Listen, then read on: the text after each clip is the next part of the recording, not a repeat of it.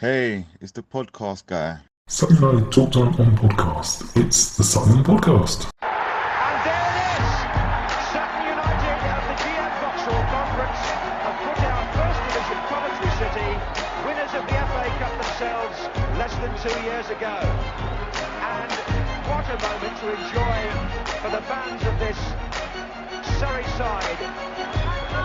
They've had their moments before, but never one like this.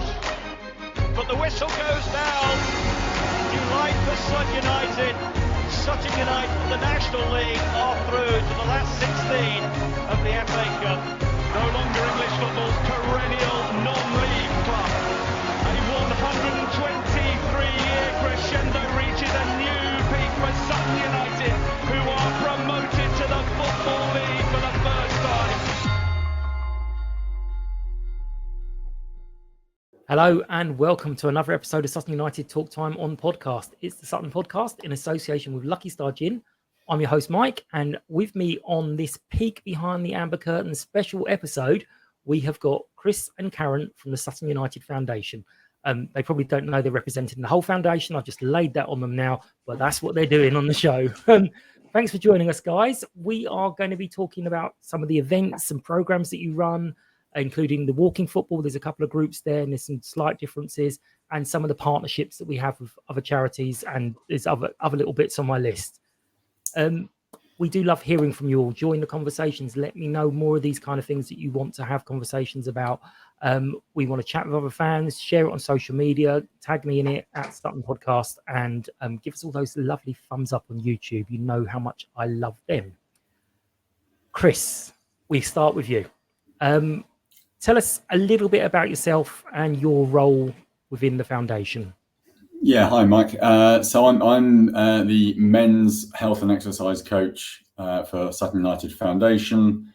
I've been working with the foundation for about 6 months now. This is part of a long planned career break that I've given myself, and just wanted to do something really that combines two big passions of mine: one, football, and two, supporting great causes in the local community. Now, I didn't realise before I contacted the foundation that actually I could tick those two boxes through the foundation. So that's been such a great point for me to discover and learn this year. So as I say, I've been supporting for a number of months now, particularly around the Parkinson's football and walking football sessions that we'll come on to, and more recently just looking to start to develop some of our engagement with other very strong charities in the borough.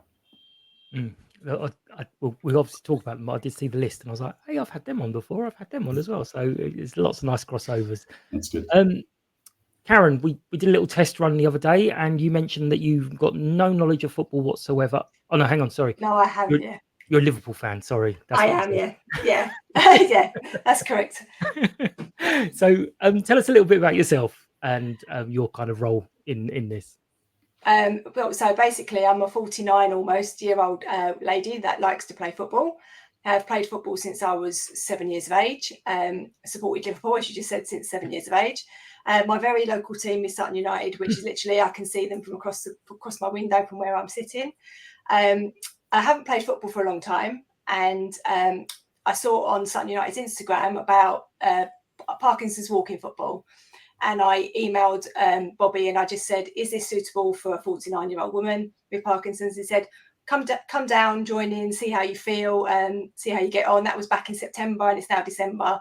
And I've played every week other than 1 week when I was on holiday, and I'm thoroughly enjoying it. It's set up really well. Chris is amazing, Harry's amazing, and they're just very patient with us guys who no longer can sort of, well, I can run, but I'm not supposed to play football properly. So yeah, it's a really good team spirit that we've got at the moment, which is really good.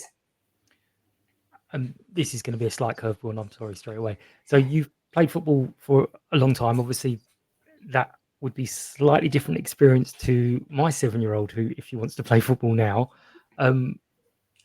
is there a lot of jealousy of what's happening, or are you go for it, girls? Because I know how I would feel. when I was 7, up until I was sort of an adult, really, there was no ladies football teams. So I used to play with the boys at school, and then men. And I have 3 sons and a husband that all play football, so I always joined in. I did a trial for Sutton United ladies back when I was 18, and things got in the way. Men, boyfriends, whatever you want to call it, and I didn't pursue it. And I wish I had done, really. So I did have a chance at breaking into the ladies team back then. So that was like 30 years ago, but I've never really played for a proper game or anything like that. I just enjoy leisurely playing, really, and just having a bit of fun with it.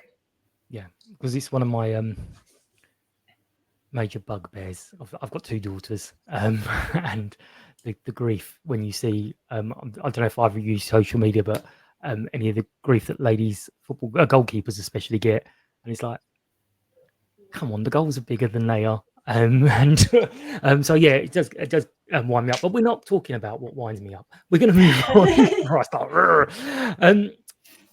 Podcast news. Sorry to everyone, I skipped the weekend because I have a absolute disorganized life at the moment. It is all coming back to us, but there wasn't an awful lot to talk about. We lost 1-0, so there wasn't a lot to talk about. But we're going to have a little chat about the walking football. Now, I have spoken to Bobby and Harry, and I did a little thing last year for the EFL Week of Action. So I think it was Simon I had on, and we had a little chat about the walking football. So I have got some knowledge. But if you could give us a little bit about the groups that you run. Chris, we'll start with you on this. Tell us about the 2 groups and how they kind of differ or cross over as well. Yeah, so as you say, the walking football is a very well-established group now. There are around 35 or 40 regulars on the list. Typically, sort of 20, 25 of them come down each week to play. Depending on numbers, it's either 2 teams, say 9, 10, 11 aside, or if there's more than that, they split into 3 teams and have a number of short games, so that there's always one team that's just taking a bit of a breather on the sideline for 5 or 10 minutes. But it's a really great group. It is entirely self-sufficient. When I first got involved, I went along to have a look and see what needed doing, and it was great to take part and to see what they did. But they don't need me there from a week to week point of view, albeit very happy to step in and support as and when needed. So it's a very quick summary of the rules for those not familiar with walking football. The name's in the title, but non-contact, maximum 3 touches. That's something I hadn't appreciated before. So you can't just get the ball and walk your way. If it's non-contact, can you just walk your way along the pitch? 3 touches, and of course, if your first touch isn't a good control, your second touch is the control, and your third touch is getting rid of it. So it is a very thoughtful game, and certainly a lot harder mentally than I'd anticipated. We then, as you say, we've set up a session called Parkinson's football. So it's branded Parkinson's, but it is open to everyone. And perhaps we can come on to that in a bit more detail later on. But we factor in more of a sort of an all-round exercise session. So the walking footballers play a match, a little bit of a warm-up at the start, but essentially they go along and have a match for an hour and a half with a couple of breaks in the middle. The Parkinson session, we start off with a top-to-toe warm-up. We then do a couple of exercise drills. So typically, we'll put a number of cones around the pitch. We split into groups of 3 or 4 so that everyone's touching the ball as often as possible. And we'll work on a number of different areas, whether it is controlling the ball, passing, movement, different directions, and also some cognitive challenges in there as well. And that takes up about half the time. And then we play a walking football match at the end, walking football in inverted commas, because when the ball goes anywhere near Karen, we have to be a little bit creative in how we interpret walking. But, it's about us all going down there and having the workout that we need. So if someone's walking very fast, we don't want to discourage that. Yeah, we can. Anyone watching on the video can see Karen's fine collection of trainers. I did say she needs some spotlights on them as well, because some of them are looking very, very nice. So Karen mentioned just before we came on that sometimes there's a bit of a crossover place. So some of the players who've done the walking football then make up numbers. I don't know, or they just double up. Is the rules overly different? Because I know when we spoke earlier, Karen, I asked about the no contact. If someone falls over, which is what I loved when I went to see the walking football, someone toppled over and everyone just stopped straight away. They were not carrying on. But is there similar kind of rules there, Chris? Yeah. Oh, Karen, sorry. Well, yeah, even more so, because I think if one of us with Parkinson's falls over, I think everyone sort of has a bit of a panic and they go, oh God, we better go and help them. I mean, obviously it's not very nice falling over generally, but obviously when you have a condition like Parkinson's, but it's a bit more progressed than I've got, it's hard to get up off the floor. So everyone sort of just stops and helps everyone to, get back and just check if everyone's all right. So there's a lot of like team spirit when it comes to it, where I think everyone else just sort of would walk off and ignore the fact that someone's gone, on their arse. Cool. Yeah, exactly. I think, Mike, I'd say on that, and again, having played a number of the walking football sessions as well, at the end of the walking football games, perhaps 2 or 3 days later, I'm sure everybody on the pitch could tell you the score. At the end of the Parkinson's games, I imagine that a lot of us have forgotten what the score was within half an hour, because it was just about playing a game. Yeah. And that's it. So the level of competition, whilst we all sort of try our hardest while we're playing within the Parkinson's group, it's much more about the camaraderie and just being on the pitch together and being too concerned about what the final score is. Right. Are you guys seeing my screen? Because the next question was, do you find people are drawn for the football or for the social aspect? Because when I spoke to Simon last year, he kind of said he didn't really play football and he was just joined for something to do on a weekday. So do you think people are kind of drawn to come and play football, or is it the social side, or is it they come for the football and stay for the social? I think it's across both sessions, it's a bit of both. We're certainly very focused within the Parkinson's group about making sure that we have a social session at the end, so we actually go back to the clubhouse at goals, and we have tea and coffee and biscuits, and a bit of a natter for those that can stay behind. But even the walking footballers, they tend to all head up to the Wetherspoons pub up at North Cheam. So I think there's very strong social aspect on both groups. Karen, from your point, so basically taking part in this has been a great help for me, because I hadn't really spoken to anyone else with Parkinson's. I've only been diagnosed 2 years, and don't really know anybody else with it in the local area. So talking to the ladies and gents that are actually involved in the football has been quite good for me. It's sort of helped with my mental health as well. And if I have questions, we just throw them around. Usually while we're doing our warm-up, but usually probably annoys Chris quite a lot because we're chattering and banging our gums about something or other, some kind of tablet we're on, or what's happening with this, that and the other. So I find it's been very therapeutic to speak to other people and meeting. So there's me and 2 other ladies, and just being with the people with the same thing as I've got, really. And the gents are very sort of they take a laugh and a joke, and it's just quite nice just to be involved with it, really. I really enjoy it.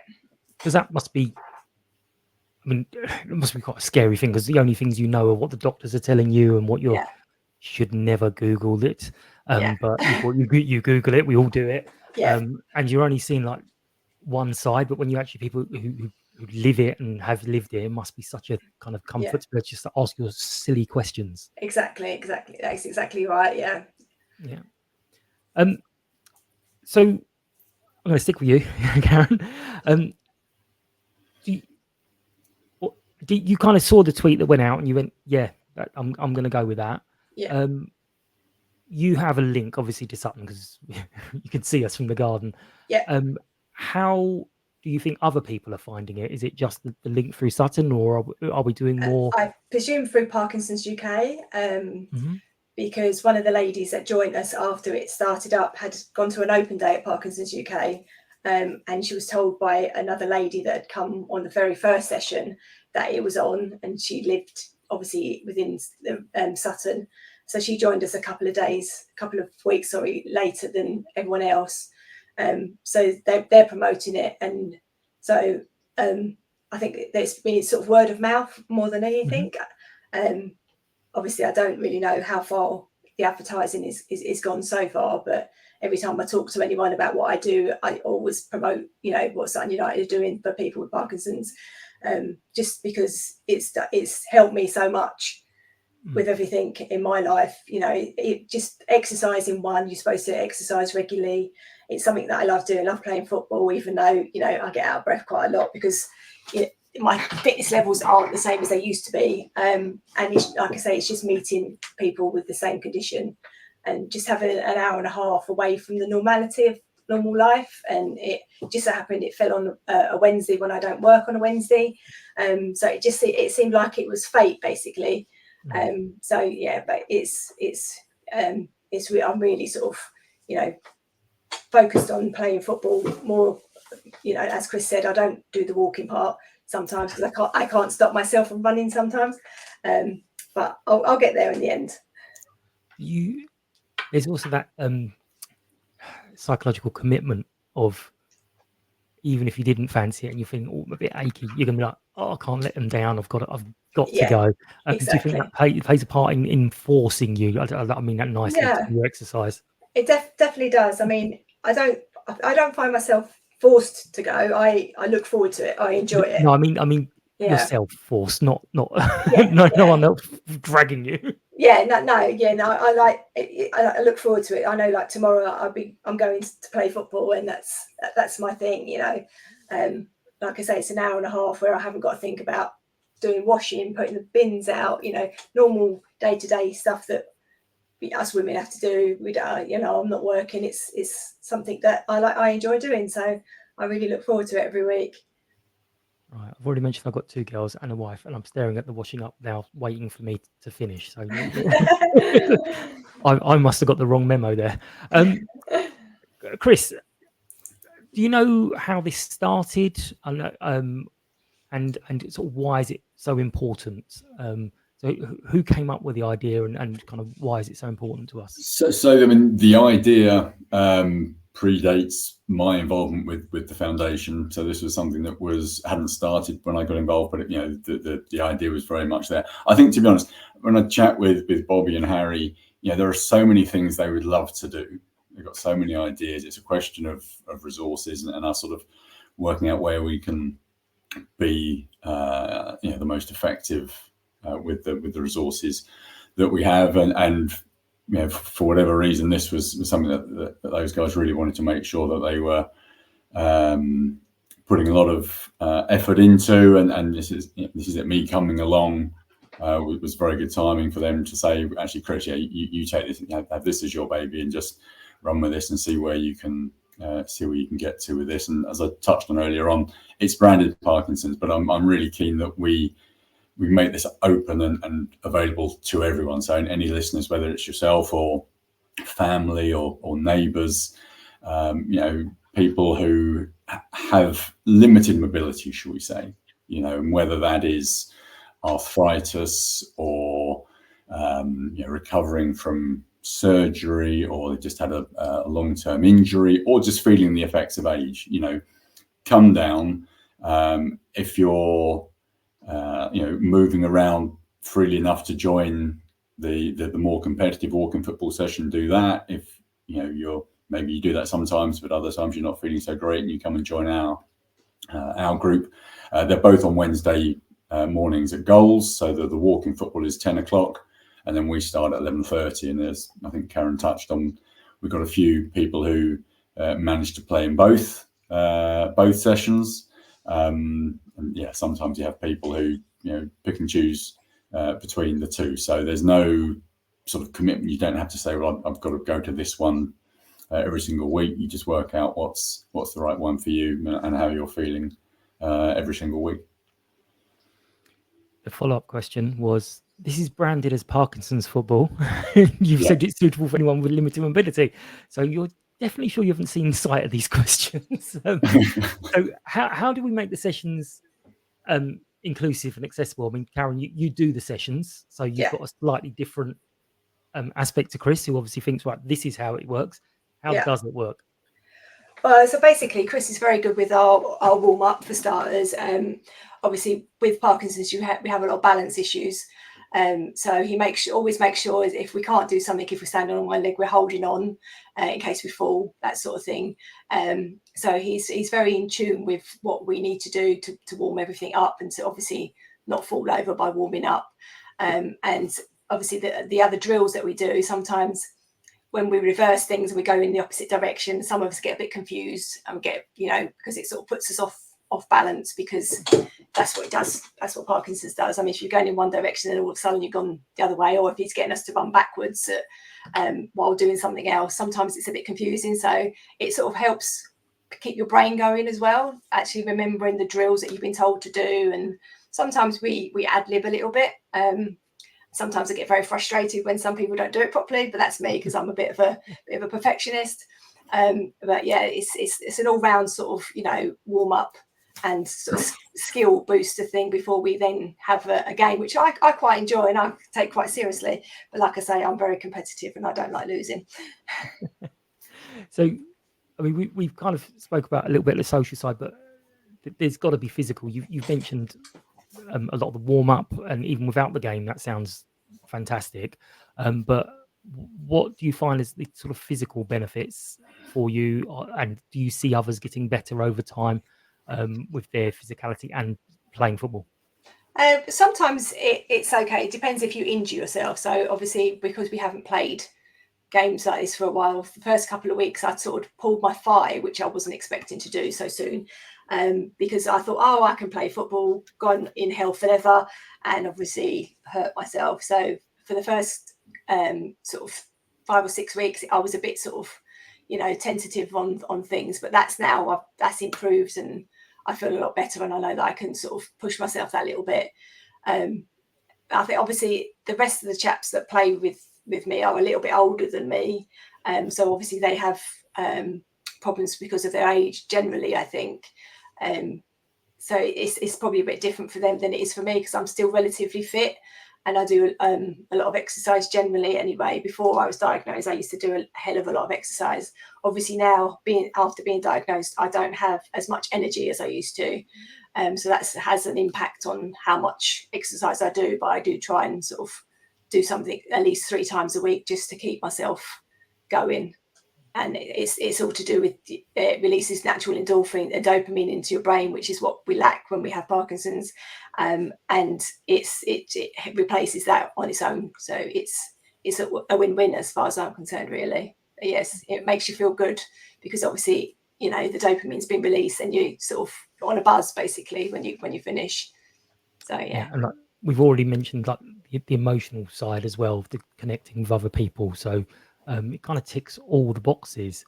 But Chris, there is a little pain point of people will see the tweet or hear this. They'll be like, I don't know if it's for me. I don't know. I don't want to go into a group of people who know each other. I mean, what would you say for people to kind of encourage them to get involved? Got New Year's coming up and some nice New Year's resolutions. What would you say to someone who's worried about their fitness abilities or just nervous for coming along on the first time? Yeah, I think I can stand here and say we're really welcoming. Please come along and give us a try. But I think I stress. There's a couple of sources of training that I've gone through to be able to do what I did as part of the grant that we received from Parkinson's UK to start this session up. There was a training module that I needed to go through to make sure that the sessions that I'm planning are appropriate. And as Karen was talking about some of the balance examples, they were stressing the need to include some cognitive challenges within what we do. And I was actually really surprised. I have had very little personal experience with Parkinson's, but I was very surprised to find out that, as the coach, I should be trying to get people, really puffed out by the end of the session. I was sort of thinking you've got to be very gentle and very, very kind and not push the players, but actually, we've got to find the right balance. And essentially for me, it's about allowing players to push themselves as much as they want. So I'm not going to stand there and say, you're not running around enough. But if people are wanting to and able to push themselves a little bit harder, then, I'm going to support that rather than try and sort of worry too much about holding them back. But there was also another event that I went to that was organised by the EFL. It's called Inspiring People with Long-Term Health Conditions, and we had input from a number of different charities. There were cancer charities, Alzheimer's, mental health, and hearing from each of those groups about the sorts of things that you need to build into sessions, but also hearing from them around some of the barriers to people coming along. As you mentioned, it's I'm not fit enough, I'm not good enough, I haven't got the right kits, I won't look right. Please don't let that stop you. Don't let that stop you. As Karen said, we've been doing this for 3 months now. We've had 2 people that have come along for one session and have decided it's not for them. That's absolutely fine. I get it's not going to be for everyone, but there's a lot of people who, come back week after week after week. And as Karen says, she had a holiday, so she missed 1 week, but Karen's there every single week. And I just encourage people to just give it a go. No one's there to judge you. No one's there to worry about what you're wearing or how well you play. We've got a wide age range. As Karen mentioned, she's the right side of 50, but we go all the way through to 87 is our oldest player right now. We've got a good mix of men and women. So, it's not that it's a load of blokes and just Karen or anything of that sort. It's a very, hopefully, welcoming, inclusive, diverse group. Right. Karen, you get the last chance to have a little chat. What would you say to people? Because I mean, you braved it out. You sent that first email. Yeah. What would you say to people who are kind of like, oh, I'm not sure? I would just say, just do it. Just be brave. Don't worry about what's going through your head. They are very welcoming. Harry, Bobby, and Chris are the best, basically. And the ladies and gentlemen that are already there, they will include you. And before you know it, by the end of the first session, you'll be hugging, you'll be, laughing and joking. You'll be, it's so friendly. There's no bad feeling. There's, you get a bit of banter, which is always quite good when you play football. I would say just do it. It's not going to hurt you. You can try it once. If you don't like it, you don't have to come back. It's just, if you like football, you want to do a bit of exercise and you want a friendly environment, then just go for it. Perfect. We'll give you a rest for a bit now because we're going to talk about some of the other stuff which you may have opinions on, but you might not know an awful lot yet. Okay. So, Chris, one of the other things we wanted to talk about was the partnerships with local charities. There was the Proper Blokes Club, which I've had on. There's Man v Fat, which I take great objection to their targeted adverts. I'm going to be honest with you. And the Paul Allen Foundation with Claire, which we all kind of know about because we do keep banging the drum about that one. But tell us a bit about how we're working with these partnerships and what does it kind of mean for Sutton United through the foundation? Yeah, I think we look at a number of organisations that we have links with, but those are 3 that I just picked out because I think they've got a particularly strong overlap with the club. You think about the football and health activities, obviously that run through all 3. We make our facilities available to those groups, some coaching support as well going into the Man v Fat 11-a-side team. So it's really just trying to see where there are those natural overlaps that make the foundation and each of those groups very strong partners. But it's also about having the resources to actually build out those relationships. So it's not just that we are so letting the Paul Allen Project run their free CPR and defibrillator training sessions in our facilities. But actually, what can we be doing from a publicity point of view? Who can we be introducing Claire and her charity to? So, some of our network that might be useful to her. And by the same token, a lot of what she's doing, there'll be groups of people that she's seeing that won't necessarily naturally be interested in Sutton United, but if they come into the ground and see the facilities, and maybe that just sparks their interest, and think, maybe I'll come to a game this weekend. So it's just getting that, I suppose, that link between our community activities and commercial activities, so that we're getting benefit within the foundation by the charity publicising us, but at the same time we can be publicising across the fan base and the wider community the great work of these three organisations, and hopefully a number more in the future. Yeah. So, I mean, is this? I know we've worked with them separately, or we've allowed them to use facilities. Nothing really sort of set in stone. But is this a recent thing? Has there really been any points to success to go, that's what we're after, or is it a bit too early for that yet? Again, I mean, my knowledge is sort of last 3 to 6 months or so. But I think the fact that the Paul Allen Project and Claire are the club's charity partner of the year, there's a great opportunity on both sides there for us to make sure that we're really trying to maximise the benefit on both sides to that relationship. Claire has, and so I think it's now we have 4 defibrillators on site at the club, and that's it's just amazing that we get that support from her. Again, I've gone through Claire's free training now. It's something like for every minute. And every minute sooner that you get access to a defibrillator for somebody suffering cardiac arrest, it increases their chances of survival by 10%.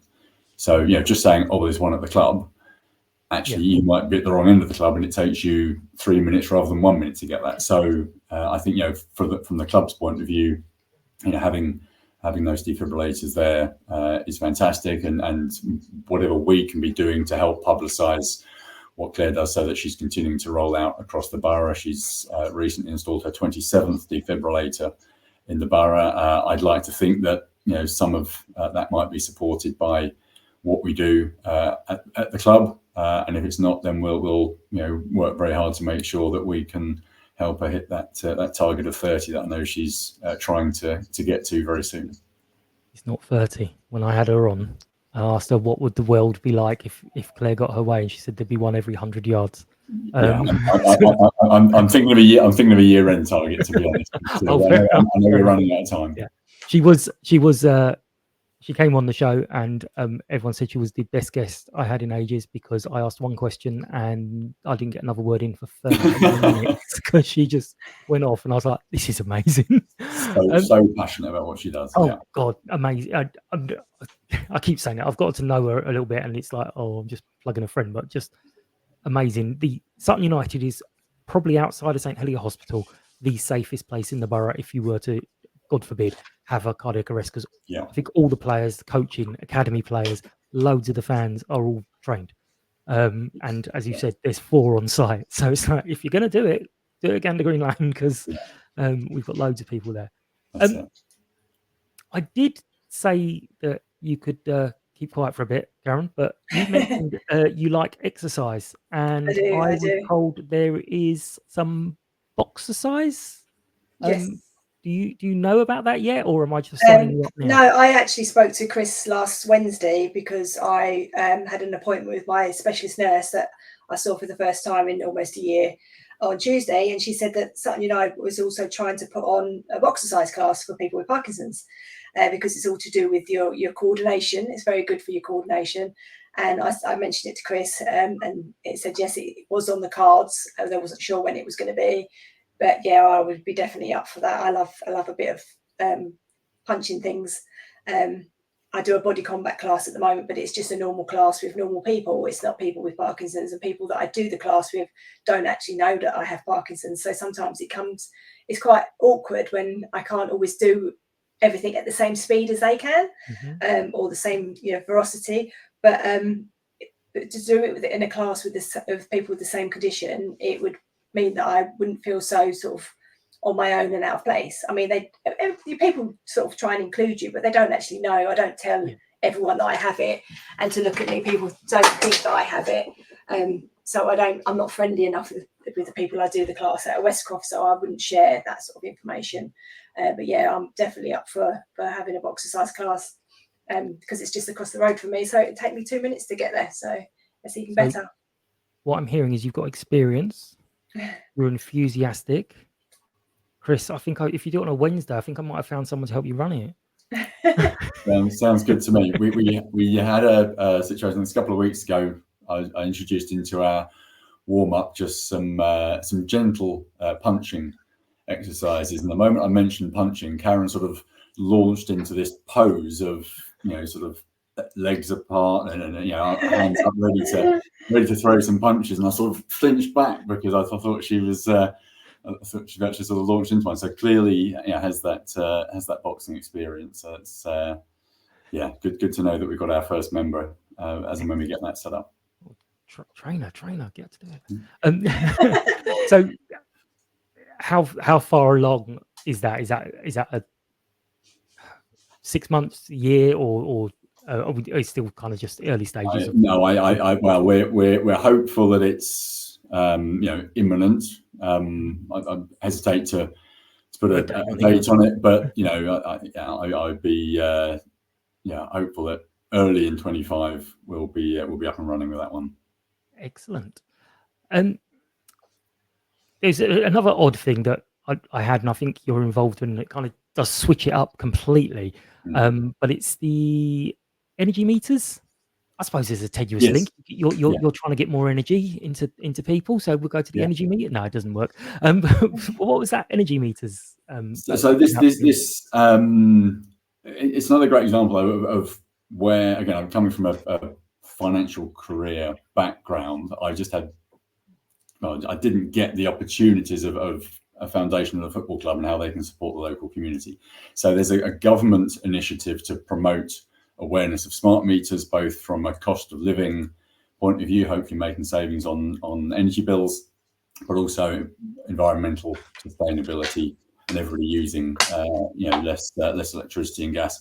And so through the EFL, there is a initiative, and I've got some blurb here that we're handing out just to promote smart meters across the fan base. And so whether it's through the walking football sessions, Parkinson's football, coffee mornings that we have, there's a silver lunch, Christmas lunch tomorrow afternoon for older members of the community. On that point, it's just about making sure that we are using the audiences that we build up across the foundation just to help promote some of the key messages and initiatives that are coming out of whether it's the EFL or the National League, and again, hopefully bringing some things that might be of interest and support to the club's fan base and local community. Perfect. I mean, it is overwhelming, and especially as a lot of people who won't be getting these smart meters, maybe slightly older, a bit wary of having things spying on you in home. How are we kind of making it a simplified message? I'm not saying people are simple, but just it's confusing when you've got on all these things. How are we sort of working on saying, well, this is all it does. It's just helping you. Yeah. So I mean, there's publicity materials that we've been provided from the EFL, and they try to be very concise and punchy in terms of just what the benefits are, and then providing links to more information for people that want to investigate and go a little bit further. So again, we can be there answering questions just to try to reassure. But ultimately, we're not technical experts in smart meters. We're the communication channel. But very happy to support this initiative through the EFL. Lovely. Well, I know I've banged on a little bit about how do people get involved. How do people do it? I mean, as I said, we're mid-December now. People are starting to write up their little lists, and Yeah. one of those things is to get a bit more exercise and get involved. Yeah. How can people reach out? Give us the absolute, this is what you need to do, and this is how you get involved. Gotcha. So let's start with the walking football and the Parkinson's football. So Wednesday mornings, goals at North Cheam. Walking football starts at 10 o'clock. Parkinson's football starts at 11:30. Both run for an hour and a half. First session is free. Second session and thereafter cost of £5. And if you happen to go to both the walking football and the Parkinson's, it's one charge. You don't get charged for both. Any questions on anything that we've been talking about today or anything more broadly with the foundation, the email address is foundation@suttonunited.net. We also have a foundation link on the homepage of the club website where you can find out more about us there as well. And I think, I can't remember off the top of my head, but I'll put the link to the social media as well. I think it's just Sutton United Foundation. It might be something really complicated like that. Yeah, but what have you got? I know we've touched on boxer size. I'm sure from just hearing your voice, there's plans firing off in all different directions. Is there any other kind of things you're looking forward to for 2025 other than getting more people signed up? I think, as I say, that it's really important to me that we develop certainly those three charitable partnerships that I was talking about, and start to also reach out to a few more organisations. As part of that, we are looking to bring an additional health and exercise coach into the foundation. So again, any listeners interested themselves or know of somebody who would be interested in that, it would be a part-time paid role. Very keen to hear from people who may be interested in that. And again, that then allows us to do more. At the moment, it's still a relatively small team, and I think it's important that we try to fill out the team, because that will really allow us to start doing a lot more across the organisation. I kid you not. The next thing I have is: are you looking for volunteers or people to join your team? You not having this.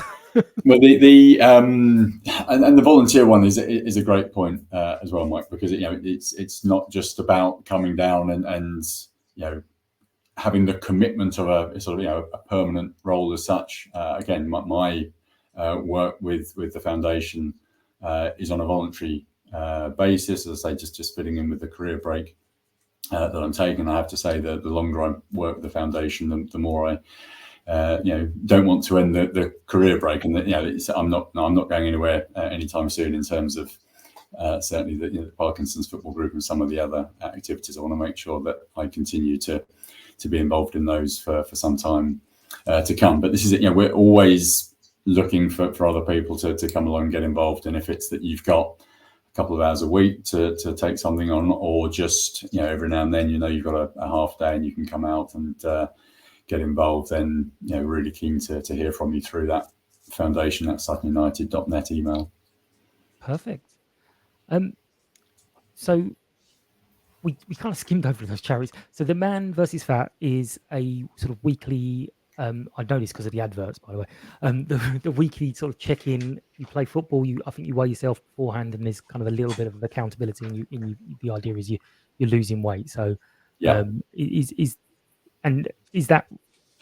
that right? Is that it? Is that how it works? Yes. I mean, it's a great group. I mean, there's leagues all over the country. So I've been along to the Sutton group. They've been going for almost 10 years now.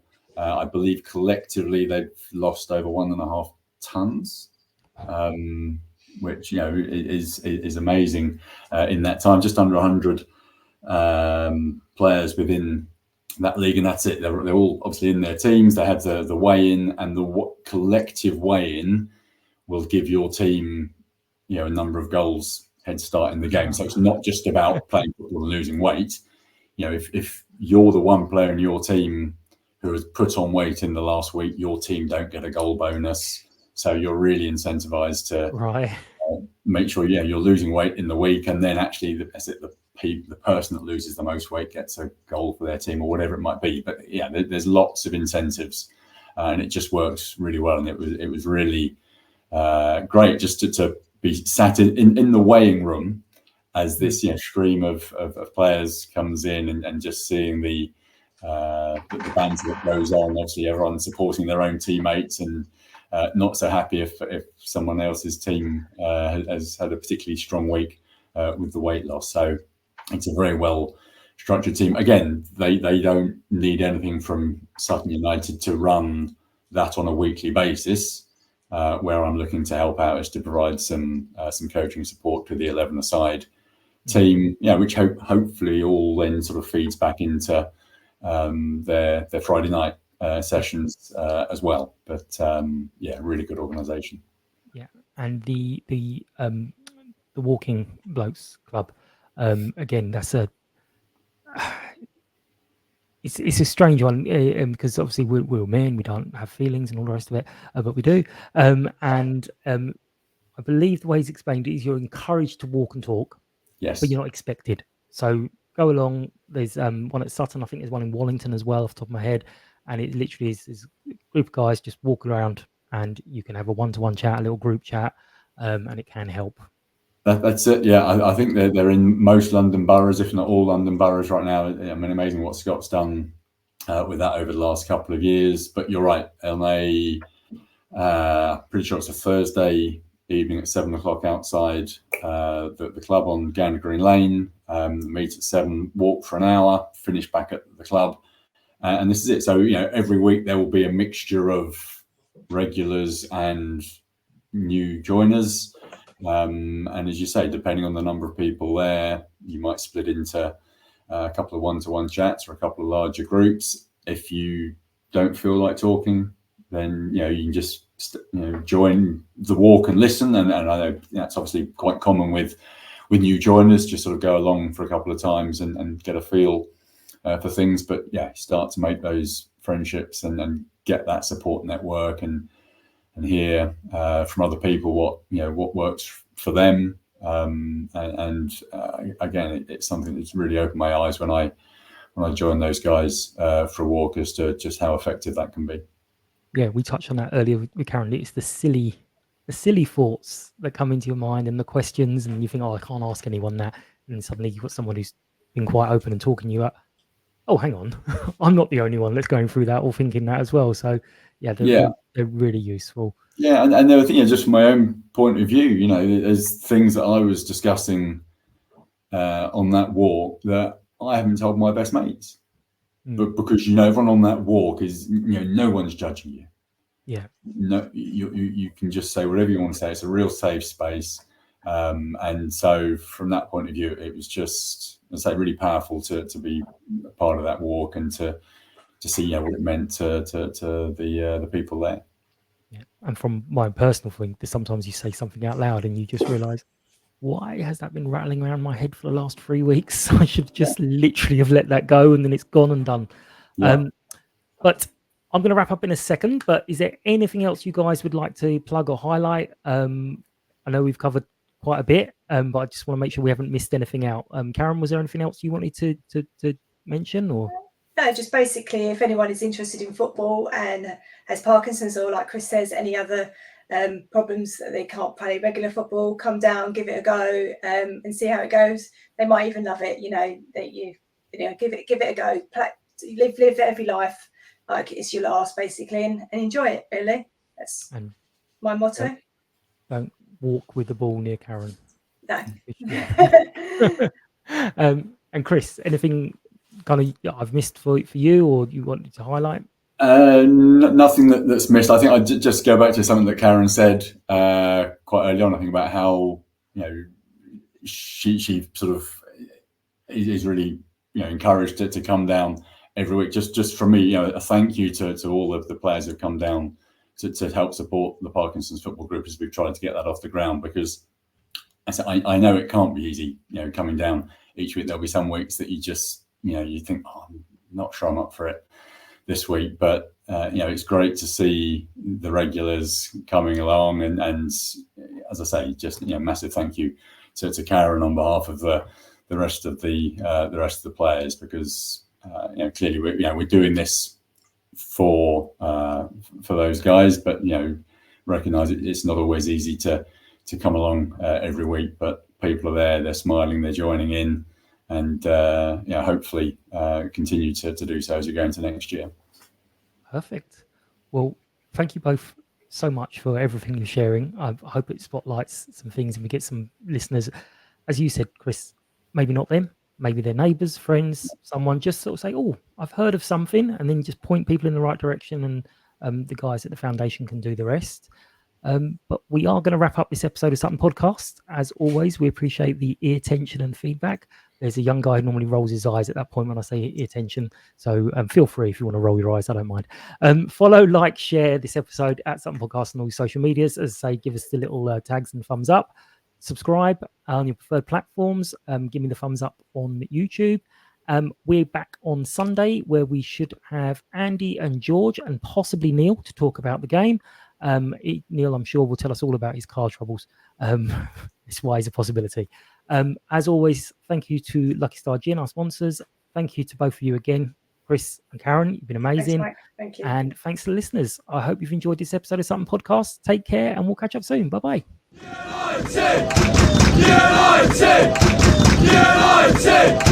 United!